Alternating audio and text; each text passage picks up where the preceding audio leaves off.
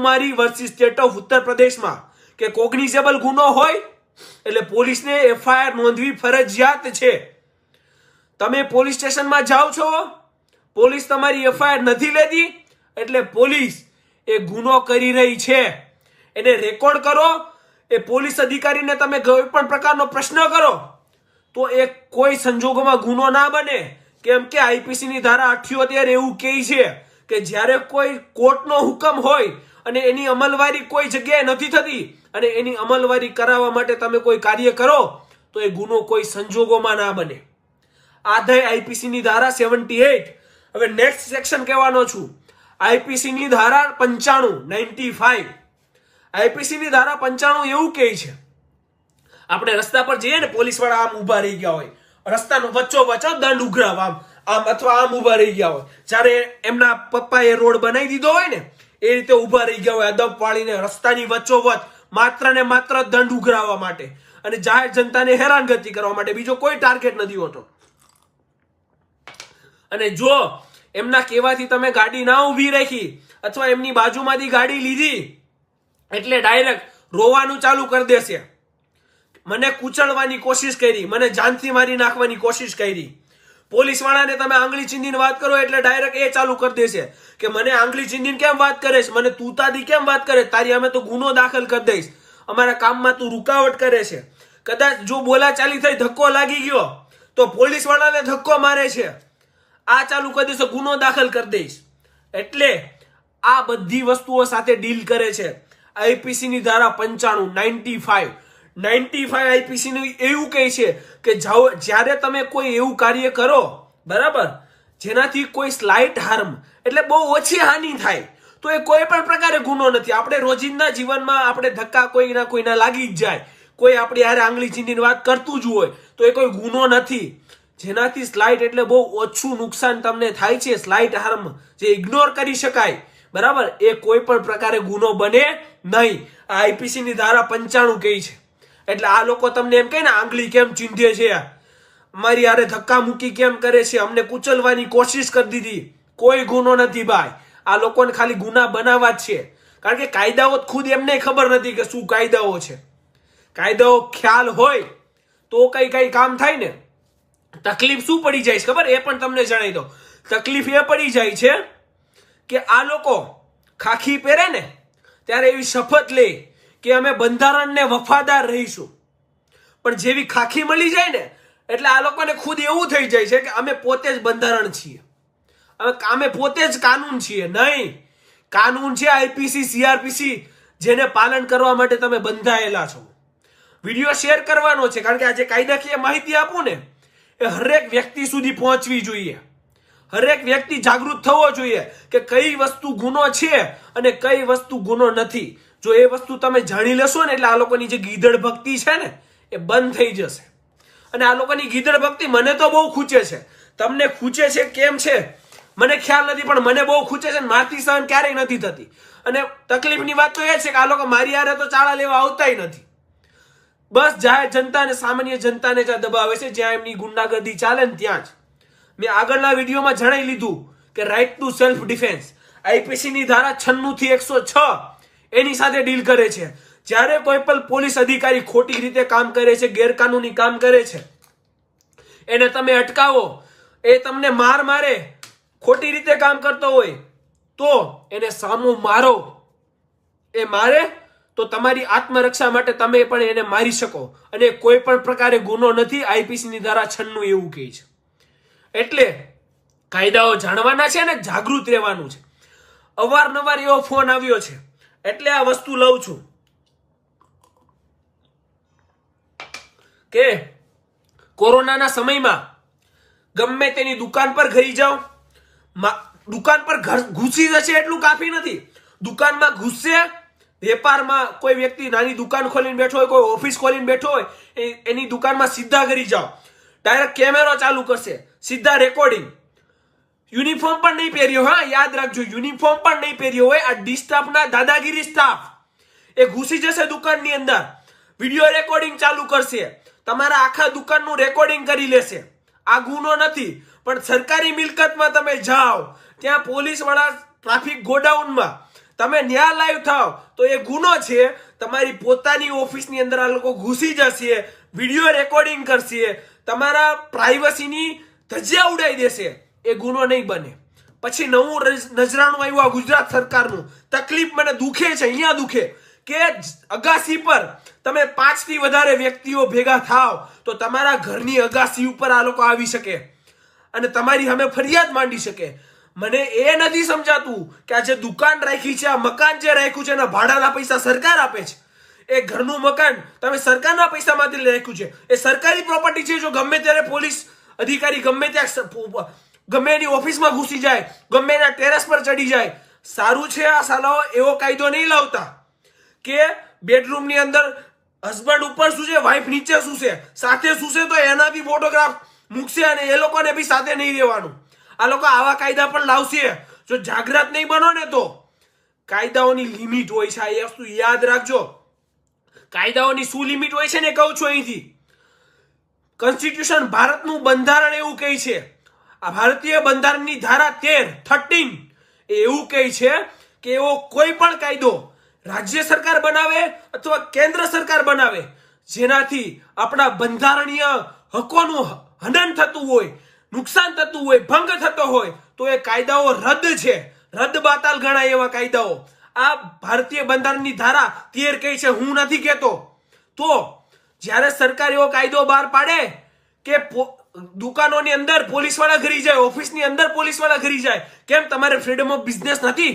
ધંધો કરવાની સ્વતંત્રતા ભારતીય બંધારણ તમને નથી આપતું તો કેમ પોલીસ અધિકારી તમારા દુકાનની અંદર ઘૂસી શકે? કોઈ સંજોગોમાં ના ઘૂસી શકે. તમારી પ્રાઇવેટ ઓફિસ છે, કોઈ સરકારના પૈસામાંથી એ ઓફિસ નથી બની. પણ સહન કરવાની લિમિટ રાખો. ખોટી વસ્તુ શા માટે સહન કરો છો? કાયદાઓ જાણો, જાગૃત રહો. આર્ટિકલ 13 કહે જ છે કે એવો કોઈ પણ કાયદો સરકાર નથી નો બનાવી શકે.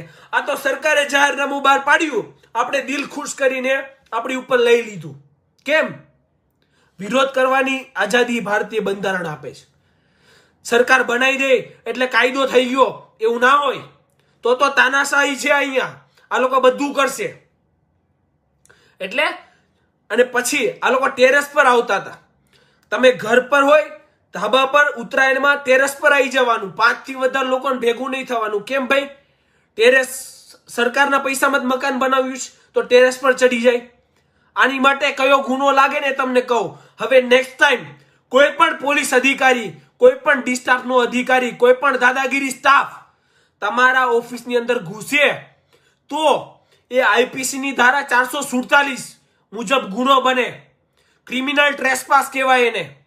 કોઈ પણ વ્યક્તિ તમારી પ્રાઇવેટ પ્રિમાઇસીસમાં જે તમે તમારા પોતાના મહેનતના પૈસામાંથી લીધી છે અથવા પોતાના મહેનતના પૈસાથી એનું ભાડું ભરો છો, એ જગ્યા પર તમારી પરવાનગી વગર ના આવી શકે. આવે તો એ આઈપીસી ની ધારા 447 મુજબ ગુનો બને. 100 નંબર ડાયલ કરીને ગુનો જ નોંધો સાલાઓ ઉપર. એટલે ખ્યાલ આવે કે કેમ કોઈની પ્રાઇવેટ પ્રિમાઇસીસમાં જવાય. હું તો મારી ઓફિસ પર રાહ જોઉં છું. આ સાલાઓ કોઈ દિવસ આવતા જ નથી. એકવાર આવે ને તો ખબર પડે કે કોઈની પ્રાઇવેટ પ્રિમાઇસીસમાં જઈ અને વિડીયો રેકોર્ડિંગ કઈ રીતે થાય. સરકારી કચેરીઓમાં વિડીયો રેકોર્ડિંગ ના થાય, ત્યાં ગુનો બને. અને અમારા બાપની મિલકતોમાં તમે ઘૂસી અને વિડીયો રેકોર્ડિંગ કરો તો એ બધું લીગલ. વાહ રે વાહ! આ છે પોલીસના સ્થાન. તમારા ધાબા ઉપર આવે, તમારા ઘરની અંદર ઘૂસે પોલીસ તમારી પરવાનગી વગર તો એ આઈપીસી ની ધારા 448 મુજબ હાઉસ ટ્રેસપાસ એ ગુનો બને છે. ગુનો નોંધો આ લોકો ઉપર. તો આ લોકોને ખ્યાલ આવશે કે આ લોકો સૂતેલા નથી, આ લોકો જાગે છે. એટલે કાયદાઓ જાણવાના છે. તો આ લોકોને ખ્યાલ આવશે કે આ લોકોના ગોરખ ધંધા છે ને અહીંયા નહીં ચાલે. બાકી આ લોકો તો થોપી જ દેશે તમારી ઉપર. જે કઈ જે બી થોપવાનું હશે એ હશે, એ બી થોપશે, નહીં થોપવાનું હોય એ બી થોપશે. આ લોકોને તમને એ પણ જણાવી દો કે જે ઉપરી જેટલા બી આ લોકો માસના દંડ ઉઘરાવે, કોઈ પણ દંડ ઉઘરાવે, દુકાનોની અંદર ઘૂસીને ઉઘરાવશે. ઉપરી અધિકારીઓ જે આના હોય ને, આ લોકોને તમે ગમે ત્યારે કહો ને તમે આવું કેમ કરો છો, એટલે એમ કે એમને ટાર્ગેટ આપ્યા છે, ઉપરથી પ્રેશર છે. આના જે ઉપરી અધિકારીઓ હોય ને એ લોકોને આના ગોરખ ધંધાની ખબર પણ ના હોય. એનું કારણ કહું, આ લોકોને આમના ગોરખ ધંધાની ખબર ન હોય ને એનું કારણ કહું કે આજે આરટીઆઈ નો જોબ આપ્યો છે ને એ એસીપીએ આપ્યો છે, એસીપી ચૌહાણ આપણે સુરત શહેરમાં છે. એકદમ નિરપક્ષ, સચોટ અને બહુ સરસ જવાબ આપ્યો છે. એટલે આના ગોરખ ધંધાઓને આ નીચેના અધિકારીઓ જે પીઆઈ પીએસઆઈ જે કામ કરે છે ને એ ઉપરના અધિકારીઓને ખબર ના હોય. ઉપર તો આ લોકો બહુ સારું જ ફોરવર્ડ કરતા હોય કે અમે અમારા એરિયામાં બહુ શાંતિ જાળવીએ છીએ, કાનૂન મુજબ કામ કરીએ છીએ, એ જ ફોરવર્ડ કરતા હોય. પણ અહીંયા બધું પોલ જ ચાલતું હોય છે. ઉપરના અધિકારીઓ આ લોકો નિર્દેશો અવારનવાર ઇસ્યુ કરતા હોય છે કે તમારે કોગ્નિઝેબલ ગુનાઓમાં ફરિયાદ લેવાની છે, લોકોને હેરાન નથી કરવાના, પોલીસ સ્ટેશન ધક્કા નથી ખવડાવવાના. પણ આ નીચે હપ્તાખોરી, ફરિયાદો ફાડવા માટે પૈસા ઉઘરાવવાના, વોરંટ બજાવવાનું નહીં, આરોપી પાસે પૈસા લઈને છોડી દેવાનો, આ ધંધા નીચેના દરજ્જાના અધિકારીઓ મોટા ભાગે જે કરપ્ટ છે ને એમની વાત કરું છું, ઈમાનદારોએ માથે ના ઓઢી લેવું, આ લોકો કરતા હોય છે. પછી બીજી વાત, તમે અવારનવાર મને એવો પ્રશ્ન પૂછ્યો કે હમણાં લાઈવ નથી આવતા, એનું શું કારણ? લાઈવ મારે ત્યારે જ આવવાનું હોય જ્યારે જાહેર જનતાને તકલીફ પડે, બરાબર? હવે તો ચૂંટણી આવી છે, રંગત લાવવાની છે, તકલીફો બહુ ઓછી પડશે. તમે જોયું, માસના દંડ ઓછા થઈ ગયા, લોકોની હેરાનગતિ ઓછી થઈ ગઈ. પોલીસ સ્ટેશન જાઓ તો ત્યાં બી હેરાનગતિ ઓછી થઈ ગઈ. કેમ? કેમ કે ચૂંટણી આવી. ચૂંટણી આવે એટલે રંગત લાવે જ, જાહેર જનતાને હેરાનગતિ ઓછી થાય. અને આપણે જાહેર જનતાની હેરાનગતિ ના થાય એ જ જોઈએ છે. હેરાનગતિ ના થાય આપણે કોઈ જરૂર નથી કે આવીએ, આપણે લાઈવ આવીએ, લોકો સુખી છે આપણે એટલું કાફી છે. આપણે કોઈ પોલિટિકલ બેકગ્રાઉન્ડ ધરાવતા જ નથી, બરાબર? પણ આપણે એ વસ્તુ વિચારવાની છે કે ચૂંટણી પૂરતું છે, બરાબર? આ જેટલા બી સ્ટન્ટ છે ને અત્યારે તમને જમવાનું આપશે, અને તમે કદાચ કોઈ વિરોધ લઈને નીકળશો ને તો આ લોકો છામી છાતી લઈને આમ સામા ઉભા રહેશે કે નહીં, અમારે જનતાને કાંઈ ના થવું જોઈએ, પેલું તો અમને વાગે. આ નેતાઓ અત્યારે આ કરશે કેમ કે ચૂંટણીઓ આવી છે. અને થોડુંક દુઃખે લાગે છે કે આ પોલીસે પોલિટિક્સ મુજબ જ કામ કરે છે. જ્યારે ચૂંટણી નથી ત્યારે માસ્કના નામે લૂંટ્યા, સોશિયલ ડિસ્ટન્સના નામે લૂંટ્યા, દુકાનોમાં ધંધા ના ચાલવા દીધા, ખૂબ લૂંટ મચાઈ દીધી.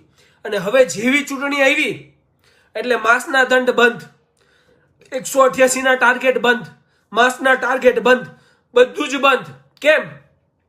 એટલે શું પોલીસ એ માત્ર ને માત્ર પોલિટિક્સ માટે જ કામ કરે છે? પોલિટિક્સના ઈશારો માટે જ કામ કરે છે? શા માટે ઈમાન વેચી દો મારા ભાઈઓ? એક નાના એવા પ્રમોશન માટે શું કરવાની ઈમાન વેચો? થોડીક તો બંધારણની આબરૂ રાખી લો, થોડી. આમાં જેટલા જોતા હોય ને એમને વિનંતી, હાથ જોડીને વિનંતી છે કે થોડીક બંધારણની આબરૂ રાખી લો. કેમ કે જ્યારે તમે વર્દી પહેરીને ત્યારે તમે શપથ એવી લીધી હતી કે અમે ભારતીય બંધારણને નિષ્ઠાવાન રહીશું, ભારતીય બંધારણની કલમોનું આહવાન કરીશું અને ભારતીય બંધારણને વફાદાર રહીશું, કોઈ પોલિટિકલ પાર્ટીને વફાદાર રહીશું એવી શપથ તમે ક્યારેય નથી લીધી. પોલિટિકલ પાર્ટીને વફાદાર રહેવાનું બંધ કરી દો, જાહેર જનતાની સેવા કરો. અને એ સેવા કરશો ને તો જ તમે જે આ ખાખી પહેરો છો ને એની ફરજોનું નિર્વહન થશે. એટલે એટલું યાદ રાખો. અને જાહેર જનતાને વિનંતી કે કોઈ પણ વસ્તુ સહન ના કરો. આજે જેટલું પણ હું બોલ્યું છે ને એ તમામ વસ્તુઓ યાદ રાખજો. પહેલી વાત, ફરીવાર સમરીમાં ટૂંકમાં રિપીટ કરી દઉં છું તમામ વસ્તુઓ, કે પોલીસનું રેકોર્ડિંગ કરવું એ કોઈ પણ પ્રકારે ગુનો નથી. માત્ર ને માત્ર તમે રેકોર્ડિંગ કઈ વસ્તુ ના કરી શકો તો કે જ્યાં શસ્ત્ર સરંજામ હોય, આર્મી, નેવી, એરફોર્સને લગતી વાત હોય, આપણા દેશના સિક્રેટ રહસ્યો હોય, એનું આપણે રેકોર્ડિંગ ના કરી શકીએ ઓફિશિયલ સિક્રેટ એક્ટ મુજબ. પણ આ લોકો તો પણ ઓફિશિયલ સિક્રેટ એક્ટમાં ગુનો નોંધશે. ભલે ગુનો નોંધે, તેમ છતાં એમાં નોંધાયેલા ગુના એ નોન કોગ્નિઝેબલ ગુનાઓ છે. તમારી ધરપકડ ઓફિશિયલ સિક્રેટ એક્ટ મુજબ કોઈ સંજોગોમાં ના થઈ શકે. નેક્સ્ટ વસ્તુ એવી કહી દઉં છું કે CRPC ની કલમ 151, આ લોકો જે ચેપ્ટર કેસ કરે પોલીસનું રેકોર્ડિંગ કરવા બદલ, CRPC ની કલમ 151 મુજબ ગુનો ના નોંધી શકાય. CRPC ની કલમ 151 ત્યારે જ લાગુ પડે જ્યારે તમે કોઈ કોગ્નિઝેબલ ગુનાઓ કર્યા હોય ત્યારે. IPC ની ધારા 78 એવું કહે છે કે જ્યારે તમે કોઈ સુપ્રીમ કોર્ટ, હાઈકોર્ટના જજમેન્ટની અમલવારી કરાવતા હોય, પોલીસ FIR ના ફાડતી હોય તમે એને રેકોર્ડિંગ કરો, કોગ્નિઝેબલ ગુનાઓમાં FIR ના ફાટે તો એ પણ ગુનો નથી. IPC ની ધારા 95 એવું કહે છે કે જ્યારે પોલીસને તમે આંગળી ચીંધીને વાત કરો, થોડી ધક્કા મૂકી થઈ જાય, બરાબર, અથવા પોલીસ એવું કહે કે મારી ઉપર ગાડી ચડાવવાની કોશિશ કરી દીધી, તો એ સ્લાઇટ હાર્મ કહેવાય, બહુ નજીવું નુકસાન કહેવાય. એમાં કોઈ પણ પ્રકારે ગુનો નોંધી શકાય નહીં. આઈપીસી ની ધારા 95 મુજબ, આઈપીસી ની ધારા 96 મુજબ એ રાઇટ ટુ સેલ્ફ ડિફેન્સ તમને મળે છે. કોઈ પોલીસ અધિકારી તમને ખોટી રીતે મારે તો એને સામે મારવું એ આપણી આત્મરક્ષા માટે, એને સામે મારીએ તો આઈપીસી ની ધારા 96 મુજબ એ કોઈ પણ પ્રકારે ગુનો જ બને નહીં. એટલે એટલી વસ્તુઓ યાદ રાખવાની છે, યાદ રાખીને મગજમાં ફિટ કરી લેવાની છે. પોલીસ અથવા ડી સ્ટાફનો દાદાગીરી સ્ટાફ આપણી દુકાનની અંદર આવે, આપણું વિડીયો રેકોર્ડિંગ કરે, આપણી પ્રાઇવેટ પ્રિમાઇસીસમાં આવે તો એ ક્રિમિનલ ટ્રેસપાસ છે આઈપીસી ની ધારા 447 મુજબ. તમારા ઘરમાં આવે, તમારી અગાસી ઉપર આવે તમારી પરવાનગી વગર તો એ હાઉસ ટ્રેસપાસ છે. આઈપીસી ની ધારા 448 મુજબ એ ગુનો બને છે. એટલી વસ્તુઓ યાદ રાખવાની છે, જાગૃત રહેવાનું છે. આ લોકો આપણો વાળ પણ વાંકો નહીં કરી શકે. ઈમાનદાર અધિકારીઓને 100 સલામ છે, પણ સત્તાનો દુરુપયોગ કરે ને એ આપણાથી ક્યારેય સહન નહીં થાય. ઘણા બધા મને અવારનવાર એમ કહે છે, મારું પ્રોફાઇલ ચેક કરે ને એટલે કે તમે તો બહુ પોલીસ વિરોધી છો, પોલીસ વિરોધી જ તમે કામ કરો છો. નહીં, હું ક્યારેય પણ પોલીસ વિરોધી નથી. હું પોલીસના વિરોધી છું જ નહીં. હું પોલીસના નામ પર સત્તાનો દુરુપયોગ કરનાર, સત્તાના નશામાં ચૂર થઈને આમ જનતાના હિતોનું હનન કરનાર પોલીસ અધિકારીઓ છે ને એમનો વિરોધી છું અને હંમેશા રહીશ. ભ્રષ્ટાચારનો વિરોધી છું અને હંમેશા રહીશ. ભ્રષ્ટાચારીઓને, સત્તાનો દુરુપયોગ કરનાર અધિકારીઓને આજે પણ કહું છું, ભવિષ્યમાં કહેતો રહીશ. ક્યારેય પણ છોડ્યો નથી ને છોડીશ નહીં. જનતા જનાર્દનને જ્યાં પણ જરૂર પડે ને ત્યાં મારો સંપર્ક કરજો. હવે હું રજા લઉં. જય હિન્દ, જય સંવિધાન.